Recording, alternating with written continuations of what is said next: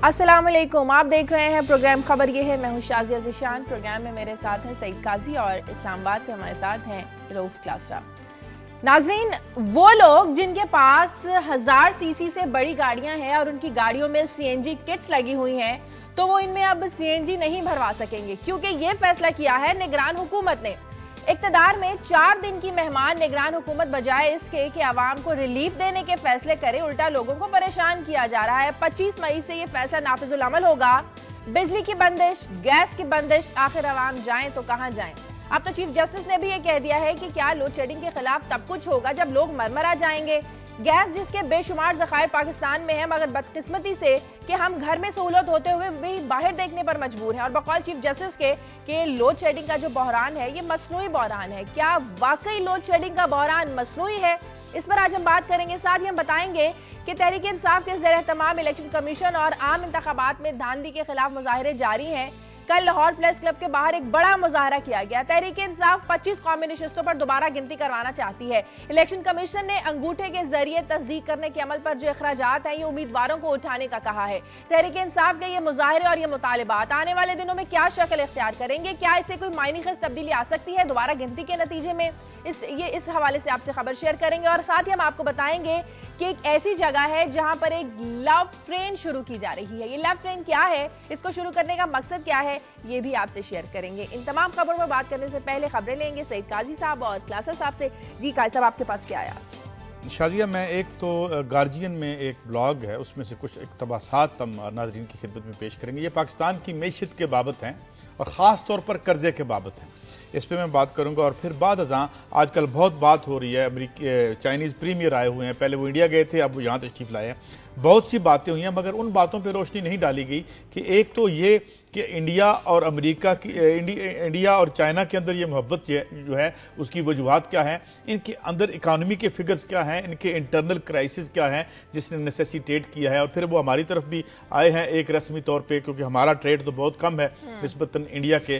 तो ये ख़ास तौर पे जो एक स्पेशल रिपोर्ट आई है इन मुल्कों के बारे में जिन्हें हम जहाँ पे हम कहते हैं रियासती सरमायादारी नाफिज थी और जिसके बारे में ख्याल था कि ये मैशत की उठान बहुत दूर तक जाएगी। तो आज देखेंगे कि ये जो ब्रिक्स हैं, जिसमें चाइना है, इंडिया है, साउथ अफ्रीका है, रशिया है, ब्राज़ील है, कैसे और कहाँ खड़े हैं इनके ग्रोथ रेट और क्या इनके अंदर के मसाइल हैं, और ये दौरा इस तनाज़र में से हम समझने की कोशिश करेंगे। ठीक है जी, क्लासर साहब आपके पास क्या है आज? जी, मेरे पास आज ये खासा आप कह सकते हैं हैवी एजेंडा है। सबसे पहली खबर तो ये है कि अभी यहीं से प्रोग्राम ख़त्म होने के बाद मैंने सुप्रीम कोर्ट ऑफ पाकिस्तान जाना है। उन्होंने मुझे बुलाया हुआ है कि आपको याद होगा अंजुम अकील खां पे हमने 6 अरब रुपए का नेशनल पुलिस फाउंडेशन के फ्रॉड का और उसके फॉलो अप की स्टोरी ये दुनिया टीवी प्रोग्राम क्यों में ब्रेक की थी। तो उस पर सुप्रीम कोर्ट ने मुझे कहा कि तमाम डॉक्यूमेंट्स जो आपके पास हैं वो आके अब जमा करवाएं, जो मैंने कहा यहाँ से सीधे सुप्रीम कोर्ट जाकर जमा करवाने। एक तो ये है। दूसरी जो अहम बड़ी खबर हमें आज ये शेयर करेंगे कि अब ये निगरान हुकूमत का इनका इजलास हुआ इलेक्शन के बाद, 16 मई को हुआ है पहला इजलास जो हुआ इलेक्शन के बाद। और जो अंदर की कहानी सामने आई, ये डॉक्यूमेंट्स हमारे पास मौजूद हैं, वो बड़ी इंतहाई एक संगीन किस्म की वहाँ पे बहस हुई है, संजीदा बहस हुई है। और वो भी अब धांधली का शोर मचाने लग गया निगरान। उसकी हम अंदरूनी कहानी बताएंगे वहाँ पे क्या हुआ है।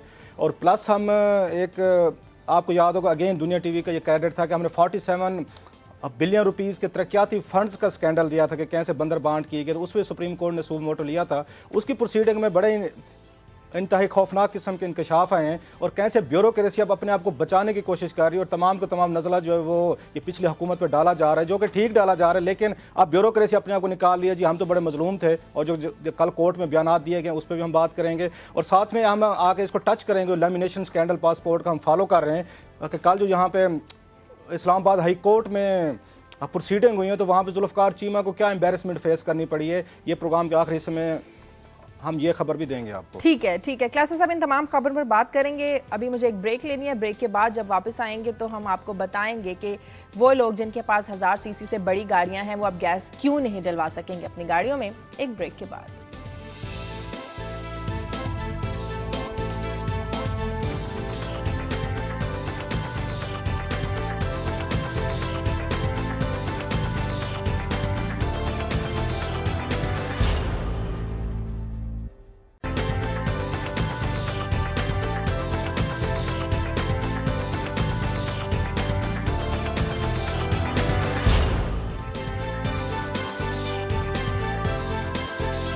ब्रेक के बाद खुशामदीद नाज़रीन।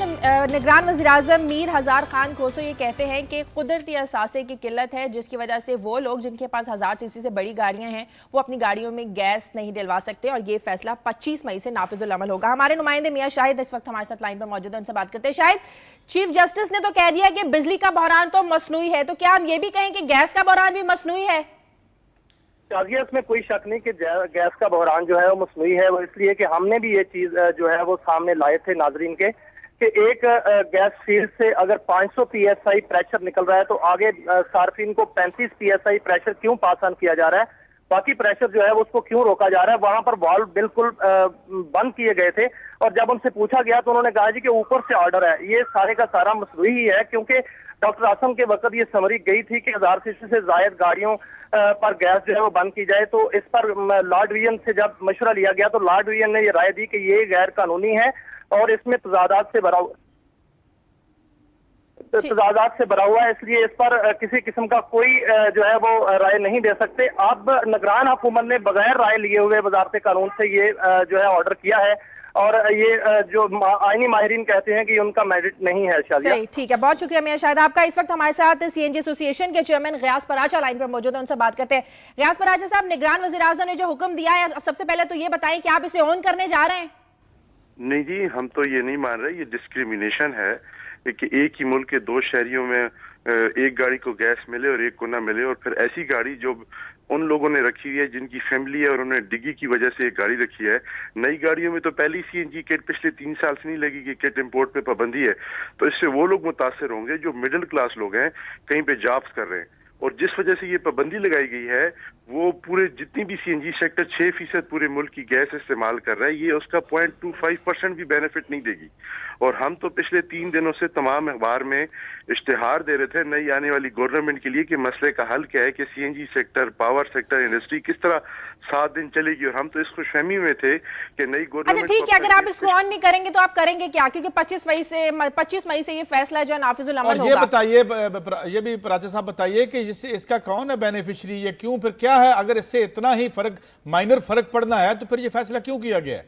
जी, ये आपने बड़ी अच्छी बात पूछी। एक तो इससे जो नई सुजुकी कंपनी की गाड़ियां हैं ना, उनकी कीमत बढ़ जाएगी और तमाम लोग वो गाड़ियां खरीदना शुरू कर देंगे, उनकी कीमतों में बहुत ज्यादा इजाफा हो जाएगा।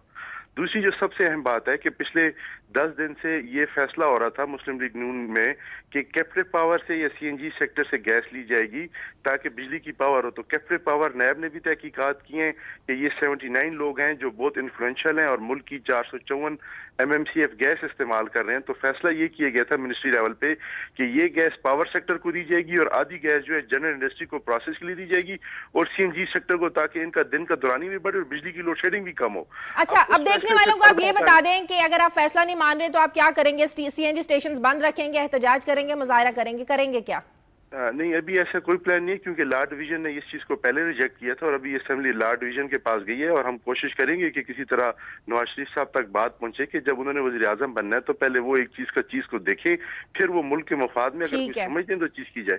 ठीक है, बहुत शुक्रिया गयास पराचा साहब। क्लासर साहब, आप बताएं कि निगरान हुकूमत का मैंडेट है इस तरह के फैसले करना? फिर ये भी बताइए कि क्या ये सारे फैसले जो हैं या कॉन्स्पिरेसी थेरीज ही ज्यादा आम है या फिर वेस्टेड इंटरेस्ट होता है इन फैसलों के पीछे? इस्लामाबाद में आप तो करीब से देखते हैं, क्या बताएंगे आप हमें? ये बड़ा इंतहाई मेरा ख्याल कंट्रोवर्शियल सा एक सब्जेक्ट है CNG का।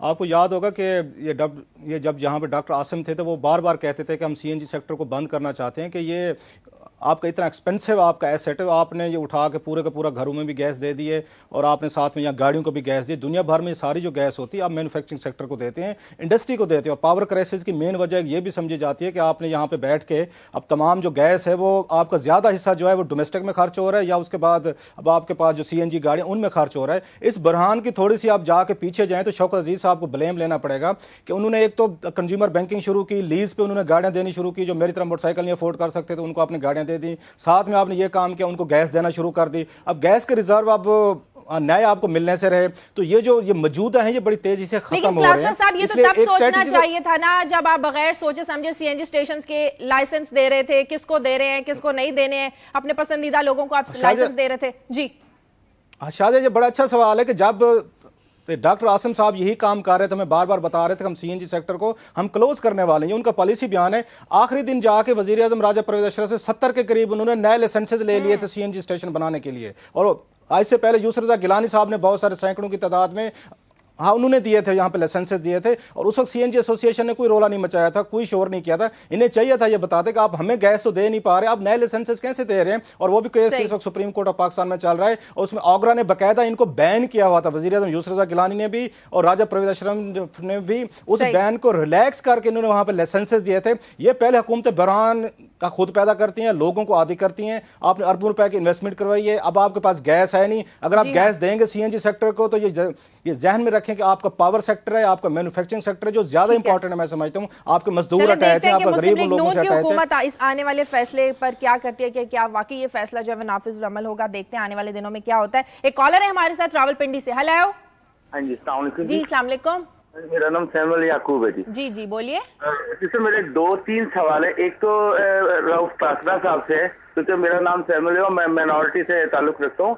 हमारी पिछली हुकूमत ने एक हमारे लिए जो मखसूस नशिस्तों में 14 नशिस्तें की थी, जो इस इलेक्शन में पता नहीं 4 नशिस्तें चूहा खा गया या हमारे साथ वही मुतसबाना सलूक हुआ। रऊफ क्लासरा साहब से मेरी रिक्वेस्ट है कि असेंबली में जितनी ही ये सारी इन्वेस्टिगेशन करते हैं ये जरा जरूर बताएं कि हमारी 4 सीटें कौन खा गया, कि हमें वापस कौमी असेंबली में सीटें पास हुई और बाद में इन्होंने मतलब वहां से सेनेट से सिग्नेचर होने थे और मतलब सदर साहब ने करने थे, वो सिग्नेचर नहीं हुआ। ठीक है, बहुत शुक्रिया याकूब आपका। जी क्लासरा साहब। ये बिल्कुल ये इनका जेन्युइन मेरा ख्याल शिकायत है, और इस पे जैसे ये बता भी रहे हैं और ठीक बता रहे हैं, एक नया बिल लाया गया था जिसकी कैबिनेट से मंजूरी भी ली गई थी और इसमें माइनॉरिटीज़ की सीट्स को बढ़ाया गया था। तो और ये जैसे कह रहे हैं इलेक्शन से पहले, क्योंकि हुकूमती अपने कारोबार है, ये ज़िंदगी में शामिल हो गई थी, ये तरक्याती फंड्स में और दूसरी मार्कसूट में मसरूफ थी, इतने अहम इशू को इग्नोर किया गया है। एंड आई होप कि माइनॉरिटीज़ जो है वो दोबारा प्रेशर डालेंगी नवाज शरीफ की हुकूमत पे कि जो बिल पेंडिंग है इस वक्त और जो होना चाहिए, इनको ज़्यादा सीटें मिलनी चाहिए, उसको अप्रूव करवाएंगे ये। ठीक है, आगे बढ़ते हैं और बात करते हैं कि तहरीक इंसाफ के ज़रिए तमाम इलेक्शन कमीशन और आम इंतखाबात में धांधली के खिलाफ तहरीक इंसाफ ने मुजाहरे जो शुरू किए हुए हैं। कल भी लाहौर प्रेस क्लब के बाहर एक बड़ा मुजाहरा किया गया जिससे तहरीक इंसाफ के लीडरान ने खिताब किया। तहरीक इंसाफ के जो मुजाहरे और मुतालिबात हैं आने वाले दिनों में इनकी शक्ल क्या होगी, क्या रुख इख्तियार करेंगे, और खासतौर पर अब जबकि इमरान खान घर शिफ्ट हो गए हैं अब उनका लाहे अमल क्या होगा, बात करेंगे। दुनिया न्यूज़ के नुमाइंदे जिशान हमारे साथ लाइन पर मौजूद है। जिशान, कल भी हमने देखा प्रेस क्लब के बाहर बहुत बड़ा मुजाहरा किया गया, आने वाले दिनों में भी इलेक्शन कमीशन के बाहर इस्लामाबाद के बाहर मुजाहरा किया जाएगा। अब जबकि इमरान खान भी घर शिफ्ट हो गए हैं, वो ज्यादा एक्टिव दिखाई देंगे, आइंदा आने वाले दिनों में तहरीक इंसाफ का मुतालिबात के लिए लाहे अमल क्या होगा? जी शाजिया, बिल्कुल तहरीक इंसाफ आने वाले दिनों में हुकूमत पर, खास तौर पर इलेक्शन कमीशन पर अपना दबाव बढ़ाएगी इस हवाले से कि जो मुबैना इंतखाबी धांधली है, और खास तौर पर इब्तदाई तौर पर फोकस इस चीज पर किया जाए कि इमरान खान ने चंद रोज कबल 4 कौमी असम्बली के हल्के और जो उनके मुताल्लिका सूबाई मुतालबा। निशान, हमें आपकी आवाज ठीक तरह से सुनाई नहीं दे रही है। कैसे आप मुझे बताइए। मैं ये चाह रहा था कि निशान से जब तक हमारा राब्ता होता है, इसी पे शोर शराबे की स्टोरी क्लासरा साहब हमें बता रहे थे कि कैबिनेट में भी इसकी बाज़गश्त सुनाई दी, तो क्यों ना हम उनसे पूछें कि ये तो क्लासरा साहब हमें पता चला कि ये आगे चल के प्रेशर बढ़ा रहे हैं, और कल ECP की तरफ से जराये से स्टोरी छपी थी कि वो इसे अंडर प्ले कर रहे हैं और कहते हैं कि अब आगे देखा जाए और रिकाउंटिंग को डिस्करेज किया जाए, जिसके लिए 15 रुपए थंब इंप्रेशन वाली वो कंडीशन भी लगी। क्या बताएंगे क्या हुआ कल उस कैबिनेट में इन धांधली के इल्जामात पे, क्या है अंदर की कहानी? जी काजी साहब, मैं तो शायद इसको प्रोग्राम के आखिरी हिस्से में लेकर जाना चाह रहा था, लेकिन मेरा ख्याल है आपने सही जगह पे इंटरवेंशन करके इस स्टोरी को यहाँ पे एडजस्ट किया है। ये 16 मई को मीटिंग हुई है, कैबिनेट के डॉक्यूमेंट्स भी हैं हमारे पास, बाकायदा मिनट्स हैं इसके मीटिंग में, और हम ये दावा कर सकते हैं कि जो हम बात कर रहे हैं हम बेस्ड ऑन फैक्ट्स कर रहे हैं कि वहाँ पर एक इलेक्शन का रिव्यू दिया गया, और ये पहली दफ़ा मीटिंग हो रही थी कैबिनेट की, 16 मई के हुई है, 11 मई के इलेक्शन के बाद एक तो रिव्यू दिया गया है। वहाँ पर इंटीरियर मिनिस्ट्री ने बताया हमने बड़े अच्छे इलेक्शन करवाए हैं, कोई पाकिस्तान में वर्ल्ड इंसिडेंट हुआ, बिल्कुल पीसफुल हुआ, जो कि उनके दावों को मेरा ख्याल कराची की हद तक जो कुछ वहाँ पर हुआ उसको गलत साबित करता है। और उसके बाद जो वुज़रा थे उन्होंने उस पर खासी तनकीद की है। वो कहते हैं कि इतनी पॉलिटिकल मेजर पार्टी, हर पॉलिटिकल पार्टी ये कह रही है कि धांधली हुई है, और वो इस चीज़ पे कंसर्न थे वजीर के हमारे जिम्मे काम था, हमने दावे किए हुए कि हम शफाफ इलेक्शन करवाएंगे, कोई धांधली की यहाँ रिपोर्ट्स नहीं आएंगी। उन वुज़रा का यह कहना था कि इलेक्शन कमीशन ऑफ पाकिस्तान को चाहिए कि जितने धांधली और फ्रॉड लफ्ज़ इस्तेमाल किए गए, ये फ्रॉड के और रिगिंग के इल्ज़ामात आ रहे हैं, इनको सीरियस लेना चाहिए। ये बैठ के आप अपनी सोल सर्चिंग करें, ये अपने अपने पास बैठ के जो आप इनके मेंबर्स हैं, ये खुद लोग हैं, ये देखें कि ये शिकायत क्यों आ रही हैं, कैसे आई हैं, और इलेक्शन की साख पे एक बहुत बड़ा सवाल निशान है। सो 1 घंटे तक बाकायदा इस पर बहस हुई है। जो पाकिस्तान में इलेक्शन के इल्ज़ामात हैं, उनमें धांधली की हैं, फ्रॉड किए हैं, उसमें कौन जिम्मेदार है, इसकी शफाफियत पे सवालात उठे हैं, उनको कैसे दूर किया जा सकता है, और तमाम जो उनका जो ब्लेम है निगरान हुकूमत ने शिफ्ट किया इलेक्शन कमीशन ऑफ पाकिस्तान पे कि इनकी जिम्मेदारी थी, ये इलेक्शन करा रहे थे, जो इल्ज़ामात आ रहे हैं इनको जवाबदेही देनी चाहिए, इनको बैठ के हमें कोई एक्सप्लेनेशन देनी चाहिए। और सबसे बार बार वो यही बात कह रहे थे कि हम आवाम के साथ ये वादा कर गए थे कि हम इलेक्शन कराएंगे, जो हमने कराए, लेकिन ये ऐसे इलेक्शन है जो कंट्रोवर्शियल हो चुके हैं, जिनकी साख पे बहुत सारे संजीदा सवाल आते हैं। आप ये कह रहे हैं कि कैबिनेट ये बात तस्लीम कर रही है कि ये कंट्रोवर्शियल है? बिल्कुल, ये उनका बहस करना वजीरों का और उनके मिनट्स में आना, जिसके डॉक्यूमेंट्स हैं हमारे पास, और बड़ी देर तक इस पे वो बार बार यही कहते रहे कि इलेक्शन कमीशन ऑफ पाकिस्तान को शायद फेयर इलेक्शन देने में उस तरह कामयाब नहीं हुआ जिसके दावे किए गए थे। और अगरचे कुछ सख्त लफ्ज वहां पे यूज नहीं किए गए, अगर किए गए तो मिनट्स में नहीं लाया गया, लेकिन ये जरूर है कि उन्होंने इलेक्शन कमीशन ऑफ पाकिस्तान पर खासी तनकीद की है, क्योंकि वो ये समझते थे कि इलेक्शन कमीशन ऑफ पाकिस्तान का काम था जो अपनी ड्यूटी देने में उस तरह कामयाब नहीं हुआ जिस तरह होना चाहिए। दूसरी, अपने आप को मुबारकबादें भी देते रहे कि हमारे ऊपर ये इल्जामात लगते थे, अफवाहें चल रही थी, हम इलेक्शन नहीं करवाएंगे, तो एक दूसरे को अप्रिशिएट भी करते रहे जी हमने बड़े इलेक्शन करवाए, हमने बड़े एक अच्छी कर दिया। लेकिन वो ये समझते थे कि जाते जाते हमारी साख पे एक बहुत बड़ा सवाल निशान है कि पाकिस्तान में होने वाला इलेक्शन शायद ये फ्रॉड उस तरह से शफाफ नहीं हो सके जिस तरह दावे किए जा रहे थे। क्लास साहब, मुझे प्रोग्राम में वक्त है एक ब्रेक का, ब्रेक लेनी है, ब्रेक के बाद वापस आते हैं।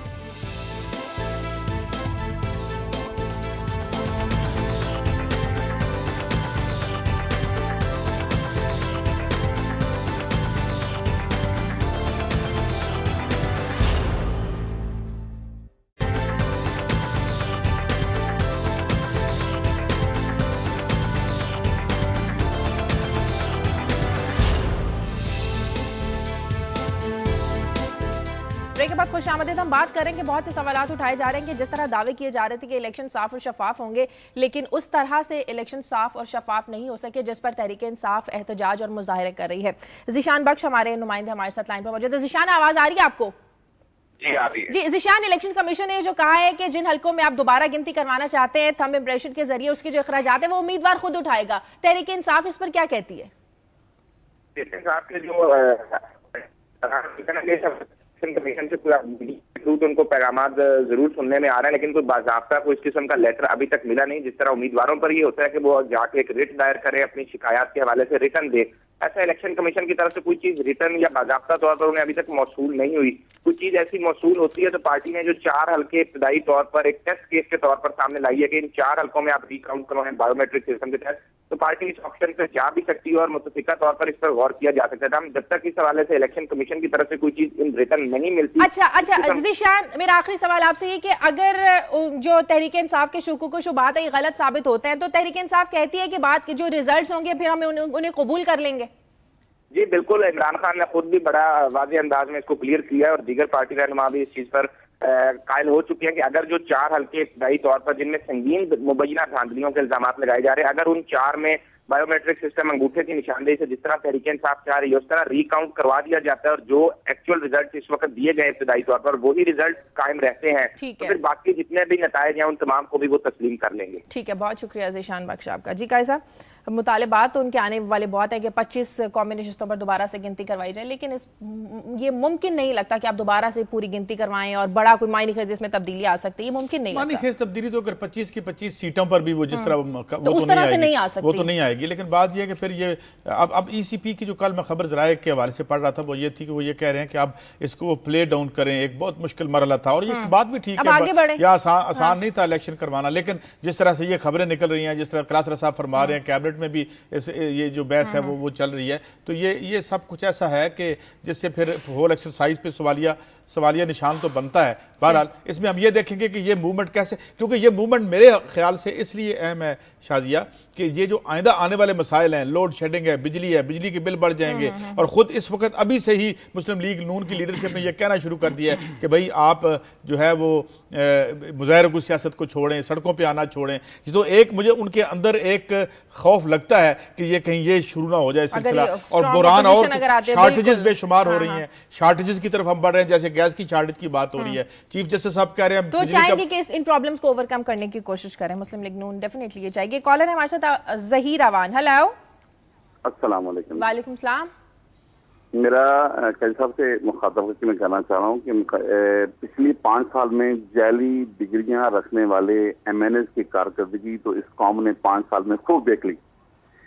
तो क्या ये कहा जा सकता है कि आने वाले 5 साल में हम जाली मैंडेट रखने वाली पार्लियामेंट की कारकर्दगी देखने जा रहे हैं? मैं इस हवाले से काजी साहब के इनकलाबी और रऊफ क्लासा साहब के टेक्निकल व्यूज जरूर जानना चाहता हूँ। ठीक है, बहुत शुक्रिया आपका जी। कैसा पहले आप बताएं, फिर मैं क्लासा साहब की तरफ जाऊँ। मैं तो बेशक मेरी रिजर्वेशन रही है इस बात पे, और लेकिन ये है कि हम जाहिर है कोई ये तो नहीं चाहते कि बिल्कुल एक अनारकी फैल जाए, लेकिन हम तो नहीं फैला रहे अनारकी, ना हम फैलाना चाहते हैं, मगर ये इनकी बिल्कुल बात ठीक है कि 5 साल पहले जिन्होंने जाली डिग्रियां थी और अगर ये मैंडेट इसी तरह जाली साबित हो जाता है। लेकिन मैं ये एक और भी अर्ज करूं बात आपसे, वैसे अब चूंकि ये बहस आगे इसलिए नहीं बढ़ती कि कभी हम समी साहब से ये बहस किया करते थे, जहां मैंडेट सो कॉल्ड मैंडेट जाली नहीं है, वहां देख लें यूरोप में डेमोक्रेसी जो है वो किन हालात में है, यूनान में किस हालात में है, स्पेन में किस हालात में है, इवन अमेरिका में देख लें कि किस हालत में है। तो मेरे ख्याल में बहुत से सवालात आलमी तौर पर भी इस पे उठ रहे हैं। चलिए क्लासा साहब की भी राय ले लेते हैं इस पर। जी क्लासा साहब, जाली मैंडेट बर्दाश्त करना पड़ेगा 5 साल तक? हाँ जी, मेरा ख्याल है बड़ा खूबसूरत उनका तबसरा, इस पे फर्दर कोई तबसरे की ज़रूरत तो नहीं थी जितना उन्होंने इसको सम अप कर दिया था। एक चीज़ ज़रूर है कि जो हमारे साथ प्रॉब्लम है और जो काजी साहब भी जो बात कर रहे हैं, यूरोप में भी ये मसाइल हैं कि जमहूरियत से बेहतर कोई सिस्टम इस वक्त कोई मॉडर्न आपके पास इवॉल्व नहीं हुआ। इसको ये आप कह सकते हैं लेसर इवल है, अच्छी है, बुरी है, फ्रॉड है, रिगिंग है, हम भी चीज़ें सामने ला रहे हैं, लेकिन मेरा ख्याल सिस्टम अगर चलता रहे तो बहुत सारे लोग एक्टिव हो गए, लोग सोशली और पोलिटिकली तौर पर पाकिस्तान में अब बहुत अवेयर हैं। आप देख लेंगे अगर कहीं पर रिगिंग की शिकायत हैं, लोग बाहर निकले हैं और बगैर पार्टी कॉल्स के निकले हैं। ये उनकी जो मैं चेंज देख रहा हूँ डेमोक्रेसी के, जो आने वाले दिनों में ये पाकिस्तान की जमहूरियत को मजबूत करेगी कि लोग अब अपना जो मैंडेट है, वोट है, उसको चोरी नहीं होने दे रहे। हो सकता है इस दफ़ा उनके हाथ हुआ हो कहाँ पे कुछ सर्टेन एरियाज में, लेकिन नेक्स्ट टाइम तो मेरा ये ख्याल है कि लोग ज़्यादा बेहतर ये उस पर अवेयर होंगे, पोलिटिकली ज़्यादा एक्टिव होंगे, हुकूमतों को या जो दूसरे ये रियासत के टूल्स हैं उनको अपना वोट नहीं चुराने देंगे। लेकिन ये इल्ज़ामात इनके, मुझे लगता है कि 5 साल, क्योंकि मैं कवर कर रहा हूँ पिछले कोई 10-15 साल से पार्लियामेंट को, और मुझे लगता है कि ये जो रिगिंग के इल्ज़ामात हैं, फ्रॉड की कहानियाँ सामने आ रही हैं, ये अगली पार्लियामेंट को इफेक्ट ज़रूर करेंगी ये। मगर मैं एक बात ऐड कर दूं क्लासर साहब की बात में, देखें अगर एक निज़ाम जो मैशत है वो एक कोने पे तो दौलत का ढेर लगा दे जिसके बारे में एक अक्सरियत की राय ये हो कि ये 2 नंबर दौलत है, और एक समाज के एक नुक्ते जहां पे अक्सरियत बैठी है वहां मिजरी, जिल्लत, भूख हो, तो उसके बाद डेमोक्रेसी, आमरीत, ये सारी बहसें बेमानी होकर रह जाती है। जिस वक्त तक आप किसी हद तक माशी जमहूरियत राइज नहीं करते तो उस वक्त तक जमहूरियत कोई ऐसा कॉन्सेप्ट नहीं है जो आसमानी हो, या जब ये कोई ऐसा देवता नहीं है कि जिसकी जिस तरह लोग जो है वो पूजा शुरू कर दें। जमहूरियत का मतलब है जमहूर से निकले हैं, और अगर उसमें जमहूर की फलाह नहीं हो रही तो फिर इसका नाम बदल दें, ये मैं जरूर अर्ज करूंगा। लेकिन रहनी जमहूरियत ही, जमहूरियत होनी चाहिए, माशी भी और सियासी भी, और माशी जमहूरियत के बगैर सियासी जमहूरियत एक ढोंग है, एक झूठ है। जी क्लासा साहब आपकी खबरों की तरफ आते हैं। वो कमेंट करना चाह रहे हैं। जी, मैं छोटा सा कमेंट करना चाह रहा था कि मुआशी जमहूरियत भी इसी सियासी जमहूरियत से निकलेगी। अगर कुछ लोग तो आपको चाहिए जो आए जिनको आप और मैं अकाउंटेबल कर सकें, सवाल कर सकें। इस जमहूरियत, सियासी जमहूरियत का सबसे बड़ा फायदा ये आपको मुझे राइट देती है कि हम अपने लीडर्स हैं, हमारे पॉलिटिकल हूँ, मुआशी हूँ, या जो भी हमारी है, उनको क्वेश्चन कर सकें, अकाउंटेबिलिटी कर सकें। ये बेहतरीन इफेक्टिव सिस्टम है कि आप बेहतरी ला सकते हैं, नए लोग ला सकते हैं अगर किसी से आप डिसअपॉइंट, जैसे हमने मौजूदा देखे। क्लासा साहब ब्रेक का वक्त है, ब्रेक के बाद मैं आऊंगी आपकी आम खबरों की तरफ, खासतौर पर जो पासपोर्ट वाली खबर है वो हम नहीं मिस करना चाहेंगे एक ब्रेक के बाद।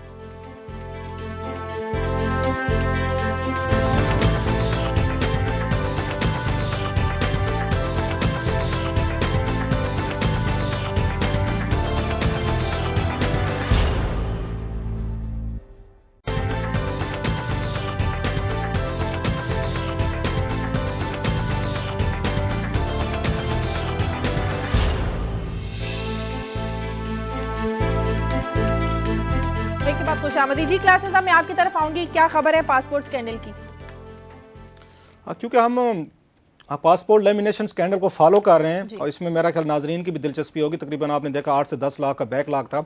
तो कल जब यहाँ पे इस्लामाबाद हाई कोर्ट में इस केस की दोबारा समाअत शुरू हुई तो उसमें डीजी पासपोर्ट को बुलाया गया था, जिन्होंने वहाँ पे बहुत सारे अपनी तई उन्हें इंकशाफात भी किए। रहमान मलिक साहब पे इल्ज़ाम लगाया कि वो एक और पार्टी को वो देना चाह रहे थे, कंट्रैक्ट देना चाह रहे थे, दबाव था और हमने आके रोका उसको। तो उस पर वहाँ पे मौजूद थे, जो मैंने कहा कि एक अच्छी खासी एम्बेरसिंग सिचुएशन पैदा हुई है उनके जुल्फ़िकार चीमा साहब के लिए कि जो दूसरी रिलायंस कंपनी के जो मालिक हैं समीर बेग साहब, जो वहाँ पे केस लेके गए हैं, जिन्होंने चैलेंज किया इस पूरे कॉन्ट्रैक्ट के प्रोसेस को, तो उन्होंने अदालत में खड़े होकर अदालत की इजाज़त से बाकायदा उन्होंने कहा कि जुल्फ़िकार चीमा साहब अपने आप को दुनिया का और पाकिस्तान का वहद ईमानदार आदमी समझते हैं और जो इनके जी में आता है ये कह देते हैं। इनके अलावा भी यहाँ पे ईमानदार लोग हैं और कोई इस तरह का कोई वहाँ दबाव नहीं डाला गया। और जो मुझे पता चला समीर बेग से भी ये मेरी बात हुई इसको ये रिकन्फर्म करने के लिए कि वो अदालत को गवाह बनाते हुए वो बाकायदा तौर पर इनको सू करने वाले हैं कि इन्होंने अदालत में खड़े होकर हमारे ऊपर इल्ज़ाम लगाया कि हमने गलत तरीके से कंट्रैक्ट लेने की कोशिश की है। एक और मेरा ख्याल लीगल बैटल इस पर शुरू होने वाली है। और इसमें इंटरेस्टिंग जो चीज़ है, जो पाकिस्तानी ये तारीख में रेयर चीज़ होगी कि वो बाकायदा अदालत को, जो हाई कोर्ट के जज साहब हैं शौकत सदीकी साहब, जिनकी अदालत में सुना जा रहा है, उनको वो गवाह बना के सू करने वाले हैं कि आपकी अदालत में इन्होंने इल्ज़ाम लगाया कि हमने इस कंट्रैक्ट को गैर कानूनी तरीके से लेने की कोशिश की है। अब जुल्फ़िकार चीमा साहब को कहेंगे कि ये साबित करके दें, और उसके बाद सुनने में यह है कि उनके पास कोई जवाब नहीं था। एक तो ये लेमिनेशन स्कैंडल की इसकी मजीद इसकी फर्दर अब इसमें होने वाली हैं। और जो कमेंट मेरा ख्याल है काजी साहब से मैं लेना चाहूंगा, मैं थोड़ा सा बात करना चाहता हूँ। कल जब उन्होंने ये कहा कि जी पंक्चर लगाने वालों को भी दे दिए गए, ये क्या माइंड सेट है? क्या पंक्चर लगाने उनकी, यानी ये बेतकरीम लोग हैं इस मुल्क। जब हमने कोई मिसाल किसी जुर्म की देनी होती है तो ये क्या हम जो जमीन में से मुजाहरे की मिसाल देंगे, कभी चपड़ासी की दे देते हैं, चपड़ासी की मिसाल देंगे? तो क्या हम बहुत बड़े लोग हैं जो इन एयरपोर्टों से भगा देते हैं, कभी शाहरुख खान को, कभी तौकीर सादक को भगा देते हैं? हम बाइज्जत हैं और ये पंक्चर लगाने वाले। तो मैं समझता हूं क्या अदालत को नहीं चाहिए कि ये जो तबकाती इम्तियाज के हवाले से एक कमेंट किया गया है, एक तो ये माइंड सेट को रिफ्लेक्ट करता है कि हम इस मुल्क के 80% लोगों को जो मेहनत करके रोटी खाते हैं उनको क्या समझते हैं, और हम जो मैनेजमेंट के नाम पे टैक्सेस इकट्ठे करके जो 4 इम्तिहान पास करके सिलेबस पढ़ के कुछ दरसी मॉडल टेस्ट पेपर पढ़ के पहुंच जाते हैं, हम बाइज्जत हैं। तो इसमें क्लासर साहब आप क्या कहेंगे? मेरा ख्याल काजी साहब आपने सब कुछ कह दिया, इसके बाद क्या रह जाता है? आपको याद हो जनरल मुशर्रफ बार बार ये कहते थे कि नवाज शरीफ ने मुझे जिस तरह डिसमिस किया, ऐसे कुछ चपरासी को डिसमिस नहीं करता। इवन यूसुफ रज़ा गिलानी साहब के मुझे कमेंट्स याद हैं, वो भी चपरासियों से रिलेटेड उनको कमेंट्स करते थे, जो अगेन आप ठीक कह रहे हैं इंसल्टिंग रिमार्क्स हैं। और जुल्फ़िकार चीमा साहब जैसे कल कहा गया अदालत में, उनको एम्बेरस किया गया है कि ये अपने आप को दुनिया का वहद ईमानदार आदमी समझते हैं, बाकी इनके यहाँ रोक के सिर्फ एक सवाल था कि आपकी अगली स्टोरी पर जाऊं। सिर्फ जब तक हम पंक्चर लगाने वाले की इज्जत करना नहीं सीखते, चपड़ासी की इज्जत नहीं सीखते, इस जमहूरियत से बड़ा कोई ढोंग हो नहीं सकता। अब इसमें काजी साहब जमहूरियत का तो कोई कसूर है। जुल्फ़िकार चीमा साहब पढ़े लिखे हैं, पुलिस के टॉप ऑफिसर, अच्छी रेपुटेशन है। अगर वो भी समझते हैं कि साइकिल पंक्चर वाले की कोई इज्जत नहीं, इसमें जमहूरियत को तो कोई कसूर नहीं हो जाता। इंडिविजुअल एक्ट है और मेरा ख्याल इसकी कंडमनेशन होनी चाहिए और जुल्फ़िकार चीमा साहब को इस पर मदद करनी चाहिए और सॉरी करना चाहिए। उन्होंने गलत बात की है, कोर्ट में खड़े होकर करना चाहिए। क्लासर साहब आपकी एक और अहम खबर है, वो भी हम मिस नहीं करना चाहते, वो जो तरक्याती फंड्स की खबर है। जी, आपको याद होगा यहीं पे हमने दुनिया टीवी के प्रोग्राम क्यों में ब्रेक किया था कि कैसे साबिक वजीर आजम ने 47 बिलियन रुपीस का मिस यूज किया है, अपने लोगों में बांटे हैं, भाई को दिए हैं और वहां पे 3 अरब रुपए उन्होंने नोटेबल्स को दिए। उस पर सुप्रीम कोर्ट ने सुओ मोटो लेके प्रोसीडिंग की हुई है और कल वहां पे सुप्रीम कोर्ट में जो पेशी हुई है उसमें अकाउंटेंट जनरल ऑफ पाकिस्तान को बुलाया गया था और जिस तरह मजलूमियत की कहानी उन्होंने सुनाई है तो लगता था कि उनसे बड़ा मजलूम ही क्यों नहीं है। चेक रिपब्लिक का कैपिटल है प्राग। यहाँ पर एक जो इनकी सिटी कंपनी है जो ट्रेन वगैरह चलाती है, उस कंपनी ने फैसला किया है एक ऐसी ट्रेन चलाई जाए जिसको उन्होंने लव ट्रेन का नाम दिया है। जिस नाम कहते हैं ना कि पाकिस्तान में रिश्तों की बड़ी प्रॉब्लम है, मैचेस नहीं मिलते, इस तरह वो कह रहे हैं कि जो अपने मैचेस ढूंढना चाहते हैं, सोलमेट देखना चाहते हैं, वो उस ट्रेन में सिर्फ सिंगल्स को आने की इजाजत होगी, बैचलर्स को आने की इजाजत होगी। जो लोग अपने लिए शादीशुदा मतलब कि अपने लिए कपल्स ढूंढना चाहते हैं वो लोग आए, इसमें सफर करें और अपने लिए जो मैचेस ढूंढे। मैं अभी कैसा मैं आपसे ये कहना चाहूंगी कि हमारे यहाँ तो इंजन ही नहीं चलते, हमारे यहाँ तो मुसाफिर ट्रेनें नहीं चलती, ऐसी ट्रेनें कहाँ चलेंगी? इसलिए हमारे यहाँ जो है वो मैरिज ब्यूरोज बने हुए हैं। मैरिज ब्यूरो बने है कि चलें कोई ये खबर भी हमने जिस तरह एक इतनी हैवी हमारी न्यूज चलती है तो उसमें ये भी चली और इंटरेस्टिंग यहाँ पर चलनी चाहिए ऐसी ट्रेन। आपको पता है यहाँ पे तो हमारे टेलीविजन चैनल्स ने मादरत के साथ एक नए प्रोग्राम शुरू कर दिए थे रेड के नाम से कि ये कैमरा उठा के अगर कोई आइसक्रीम खाने भी चला जाता था कपल किसी जगह तो ये पहुंच जाते हैं और पुलिस साथ लेके जाते हैं और पुलिस को साथ लेके जाते हैं, गिरफ्तार करवाते हैं, FIR कटवा के हमारे साफी भाई जो हैं और पर्टिकुलरली कुछ ये चैनल्स ने काम शुरू किया था वो लेके जाते हैं, गिरफ्तार करवा के उसके बाद घर जाते हैं और फिर नाजरीन को विक्ट्री के निशान बनाते हैं कि हमने कितना बड़ा सोशल जो आपकी बुराई थी खत्म कर दी है। हालांकि हमारा मुआशरा बड़ा टॉलरेंट है, मॉडरेट है, लेकिन कुछ इस तरह का कलर दे दिया गया है कि इस तरह की चीजें नहीं होती। अगर आप इस्लामिक पॉइंट ऑफ व्यू से देखें, इस्लाम भी आपको अलाउ करता है कि आपको मिलने जुलने में, बातचीत के उसके बाद आप शादी करें एक दूसरे को अंडरस्टैंड करने के बाद। लेकिन हमारे यहाँ बहुत सारी चीजें उलट पुलट हो चुके हैं और मादरत के साथ कायसा भी ने लाइटर टोन, अब इस पे भी जमहूरियत को ना ब्लेम कर दीजिएगा कि जमहूरियत का कसूर है और सारा का सारा। मैं तो सिर्फ क्लास साहब ये कहता हूँ कि जमहूर की निजात की कोई सूरत हो, नाम भले किसी निजाम का कुछ भी आप रख लें, लेकिन जब आप जमहूरियत जब जमहूर के नाम पे जमहूरियत के नाम पे जमहूर को ही लूट लेते हैं तो फिर तकलीफ बहुत होती है। बहरहाल चेक रिपब्लिक के जो लोग हैं वो इस ट्रेन से जरूर लुत्फानंदोज होंगे और अपने जो मैचेस हैं उनको ढूंढने में बड़ी आसानी होगी। हमारे यहाँ ऐसा नहीं हो सकता। प्रोग्राम का वक्त खत्म हो गया। कायल साहब, क्लासा साहब, प्रोग्राम के लिए आप फीडबैक दीजिए। खबर@दुनिया TV.tv पर इजाजत दीजिए। अल्लाह हाफ़िज़।